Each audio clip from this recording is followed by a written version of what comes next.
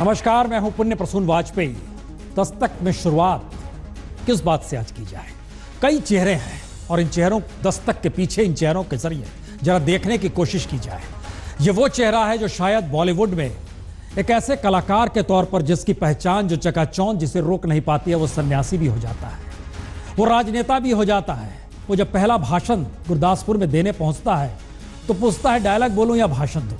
और एक ऐसा शख्स जो शायद प्रेम की इमारत भी अपने तरीके से भरता है, परिवार के साथ भी टिकता है और इन सब के बीच सिल्वर स्क्रीन पर जब आंकता है तो चाहे खलनायकी का दौर हो या नायकी का दौर हो, सबसे हैंडसम ये शख्स था। दस्तक की शुरुआत क्या आज इसी से कर दी जाए? चलिए इसी से करते हैं। और शायद बॉलीवुड के तमाम चेहरे आज जब विनोद खन्ना की अंतिम यात्रा में जुटे तो हर चेहरे के आसरे विनोद खन्ना की याद आंखों के स्क्रीन पर तो जरूर उभर आई होगी। जिक्र होगा, जिक्र करेंगे हम 10:30 बजे करेंगे 10 कहानियों के साथ विनोद खन्ना की। और लौटिए खबरों के सिलसिले के तार को पकड़ने के लिए तो चले चलते हैं कश्मीर। कई रंग हैं लेकिन अंधेरा घना है।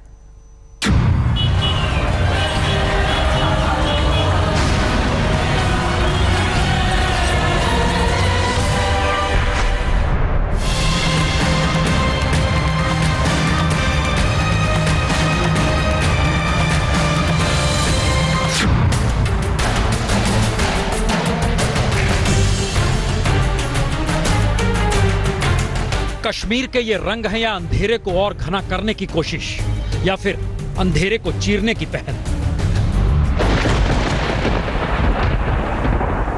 घाटी के जख्म या सियासी हार, वादी के भीतर का गुस्सा या दहशत के साए, आतंक की खुली दस्तक या घाटी को पटरी पर लाने की कोशिश, सब कुछ एक साथ चल रहा है। पढ़े लिखे युवा कश्मीरियों को रोजगार दिलाने का ये तरीका जश्न बारामूला के नाम पर है। बाकायदा मल्टीनेशनल कंपनियों की मौजूदगी में गाने बजाने के बीच इंटरव्यू और 300 से ज्यादा कश्मीरियों को रोजगार देने की व्यवस्था। एक तरफ कुछ लोग हैं जो कि छोटे छोटे बच्चों को पत्थरबाजी, जिहाद और आतंकवाद की ओर धकेल रहे हैं, तो दूसरी तरफ लगातार कोशिश जारी है कि इन युवाओं को, इन बच्चों को वापस मुख्य धारा में लाया जा सके। और इसी कोशिश के तहत बारामूला में 300 से ज्यादा युवा और युवतियों को मोटी रकम में अच्छी अच्छी कंपनियों में नौकरी दिलवाई गई ताकि इनके हाथों में पत्थर और बंदूक की जगह अपना सुनहरा भविष्य हो। तो नौकरी उन्हें मिली जो पढ़ लिख कर सफल है, और जो युवा कश्मीरी पढ़ाई में असफल, उनके हाथों में कहीं पत्थर कहीं बंदूक।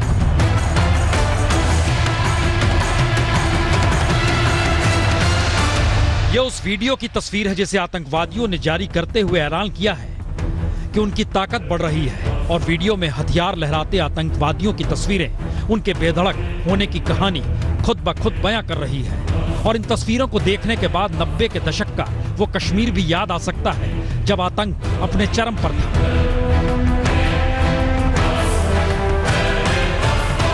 लेकिन 90 के दशक में आतंक की आहट थी, लेकिन अब खुली दस्तक है जो सुरक्षा कर्मियों को निशाना बनाने से नहीं चूक रही और आतंकवादियों के साथ खड़े होने के लिए मरने मारने को तैयार है। और ये आज सुबह ही कुपवाड़ा जिले में नियंत्रण रेखा के पास सेना के कैंप पर हमले में नजर आ गया। एक कैप्टन समेत 3 जवान शहीद हो गए। हालांकि 2 आतंकवादियों को सेना ने भी मार गिराया, लेकिन हालात कितने बदतर हैं इसका अंदेशा इससे भी लग सकता है कि इस इलाके में कश्मीरियों ने आतंकवादियों के शव लेने के लिए सेना के सामने खुद को ही खड़ा कर दिया, हंगामा किया, नारे लगाए, जिसमें 1 नागरिक मारा गया, तकरीबन 10 घायल भी हुए। Search and sanitization operations are in progress. Recovery of 1 additional AK-47 indicates presence of the 3rd terrorist. In the entire operation, 2 terrorists were killed. और इन हालातों के बीच अब आतंकवादी उन छात्रों के हाथों में पत्थर और बंदूक थमाने की रणनीति अपना रहे हैं जो स्कूल कॉलेज से दूर हैं या फिर पढ़ाई में असफल हो चुके हैं।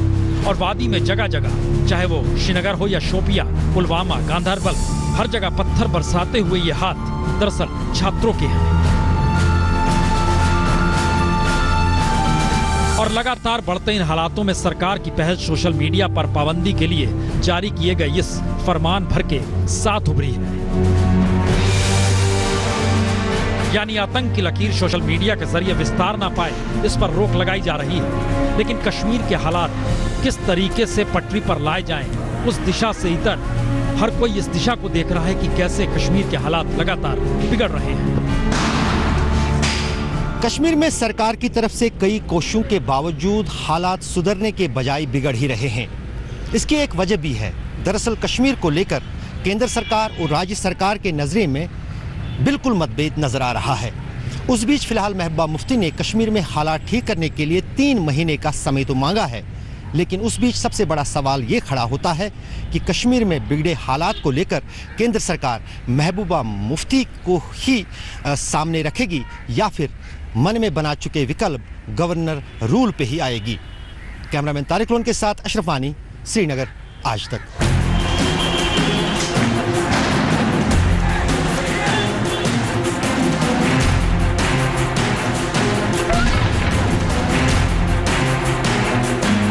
एक तरफ कश्मीर तो दूसरी तरफ सुकमा, एक तरफ आतंकवाद तो दूसरी तरफ नक्सलवाद। दिल्ली की नजर दोनों तरफ है। हालात दोनों जगह बेहतर नहीं है। कश्मीर को लेकर नया सवाल कश्मीरी छात्रों का आतंकवाद से जुड़ना है, तो सुकमा को लेकर नया सवाल ग्रामीण आदिवासियों का नक्सलियों के लिए मुखबिरी करना है। और दिल्ली के सामने सबसे बड़ी चुनौती यही कि घाटी में युवा कश्मीरी छात्रों को कैसे मुख्यधारा से जोड़े और आतंकवाद से दूर करे। तो छत्तीसगढ़ को लेकर चुनौती की कैसे ग्रामीण आदिवासियों को विकास के सवाल से जोड़े और सरोकार बनाए, क्योंकि नक्सली आदिवासियों को तो आतंकी छात्रों को ढाल बना रहे हैं। और कश्मीर को लेकर नई जानकारी कहीं ज्यादा चौंकाने वाली है। बाकायदा आतंकवादी संगठन लश्कर, जैश और हिजबुल ने परीक्षा में फेल हुए छात्रों का ब्रेन वॉश कर हाथों में किताब की जगह पत्थर और हथियार थमा दिए हैं। खुफिया सूत्रों की माने तो 10वीं और 12वीं कक्षा में फेल छात्रों से लगातार आतंकी संगठन संपर्क बना रहे हैं। यूनाइटेड जिहाद नाम से संगठन में हताश युवाओं को जोड़ा जा रहा है। जनवरी में कश्मीर के 13 छात्रों को यूनाइटेड जिहाद में शामिल भी किया गया। जाहिर है इन हालातों पर नकेल कसने के लिए मौजूदा महबूबा सरकार ने कोई पहल नहीं की। और 2 दिन पहले ही दिल्ली में जब महबूबा मुफ्ती ने कहा कि अगले 2-3 महीनों में हालात सामान्य करना उनकी प्राथमिकता होगी, एक ही जो माहौल को ठीक करके उसके बाद सब कुछ मुमकिन है। अभी तो मैंने कहा ना, थोड़ा ये पत्थरबाजी और गोली का जो आपस में इस वक्त मुकाबला हो रहा है, इसको किसी तरह से हम ठीक कर लें। तो हालात सामान्य करने की दिशा में दिल्ली की पहल अब क्या होगी, इस पर हर किसी की नजर है। क्योंकि महबूबा अपने तौर पर वहां स्थिति सामान्य कर नहीं पा रही हैं, वहीं दूसरी तरफ ग्रामीण आदिवासियों को जिस तरह नक्सली छत्तीसगढ़ में ढाल बना रहे हैं, उसमें केंद्र सरकार ने 2014 से 2017 तक 675 करोड़ रुपए का फंड देने का जिक्र कर यह तो बता दिया कि पैसे की कोई कमी नहीं है और सुरक्षा कर्मियों की पुख्ता तैनाती भी है। क्योंकि गृह मंत्रालय ने बकायदा आंकड़ों के साथ जो विज्ञप्ति जारी की, उसके मुताबिक सिर्फ बस्तर क्षेत्र में 45,000 केंद्रीय बल और 20,000 राज्य पुलिस तैनात है। और सरकार मान रही है कि 2016 में 30 और 2017 में 35 नक्सली मारे गए, जो बड़ी सफलता है। लेकिन 150 सीआरपीएफ जवानों के काफिले पर 300 नक्सली कैसे हमला कर सकते हैं, इसका कोई जवाब अभी भी गृह मंत्रालय नहीं दे रहा। जबकि दूसरी तरफ गृह मंत्रालय पहली बार ये जरूर बता रहा है कि बस्तर क्षेत्र में विकास की तमाम योजनाओं समेत 5,412 किलोमीटर सड़क के लिए 11,725 करोड़ रुपए आवंटित किए गए। यानी इलाके में अस्पताल, स्कूल, बैंक, एटीएम सब कुछ खुल रहा है। लेकिन इन सब के बावजूद बस्तर के सामाजिक आर्थिक हालात पिछड़े हुए क्यों हैं और ग्रामीणों तक सरकार की पहुंच हो क्यों नहीं पा रही है, इस सवाल का जवाब गृह मंत्रालय की इस प्रेस विज्ञप्ति में कहीं नहीं है। और शायद इसीलिए दिल्ली के सामने कश्मीर से लेकर बस्तर तक चुनौती कहीं बड़ी है, क्योंकि दोनों ही जगहों पर जिक्र क्षेत्र का तो हो रहा है, लेकिन घाटी में छात्रों और बस्तर में आदिवासियों को लेकर हर जिक्र गायब है।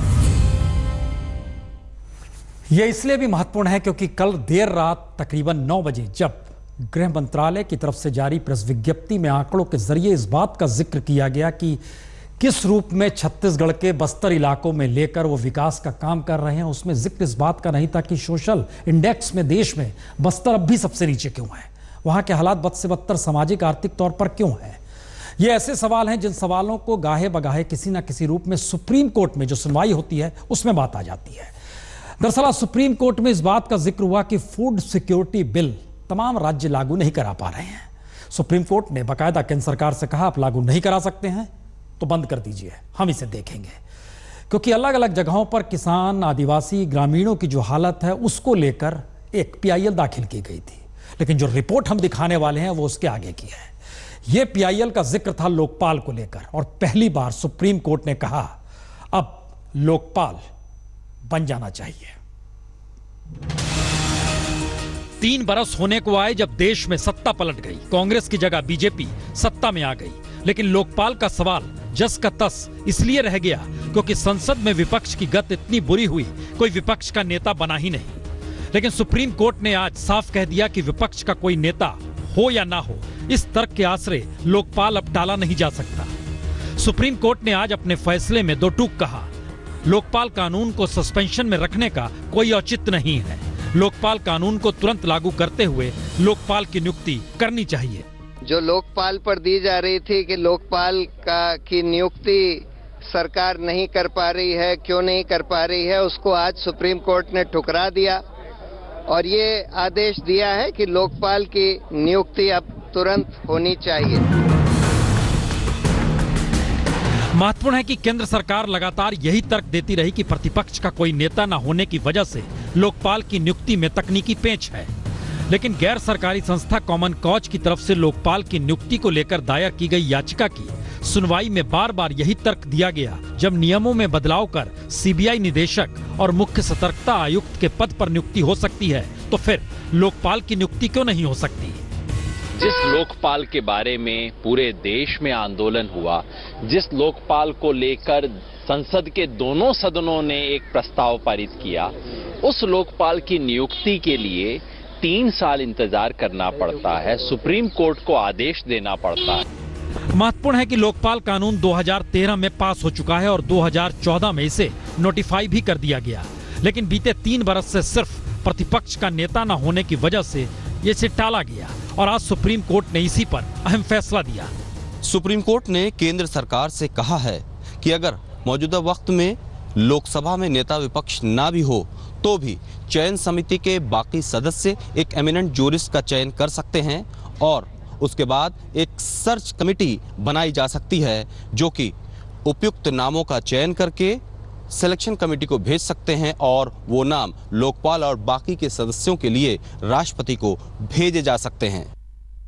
दरअसल लोकपाल का मतलब बहुत साफ है, उच्च पदों पर जो आसीन व्यक्ति हैं उन पर करप्शन को लेकर नकेल कसी जाए, और मौजूदा वक्त में उच्च पदों पर आसीन स्थितियां ईमानदारी की बात भी हो रही है, तो शायद इसमें अब इंतजार करना होगा ये कब तक हो पाता है, क्योंकि सुप्रीम कोर्ट का ये आज का फैसला है, बेहद अहम है। बहरहाल दोबारा उन तस्वीरों के आसरे लौट रहे हैं, चूंकि 10:30 बजे तो हम आपको पूरी कहानी दिखाएंगे विनोद खन्ना से जुड़ी हुई, लेकिन इन तस्वीरों के आसरे कुछ यादें हैं गीत के जरिए।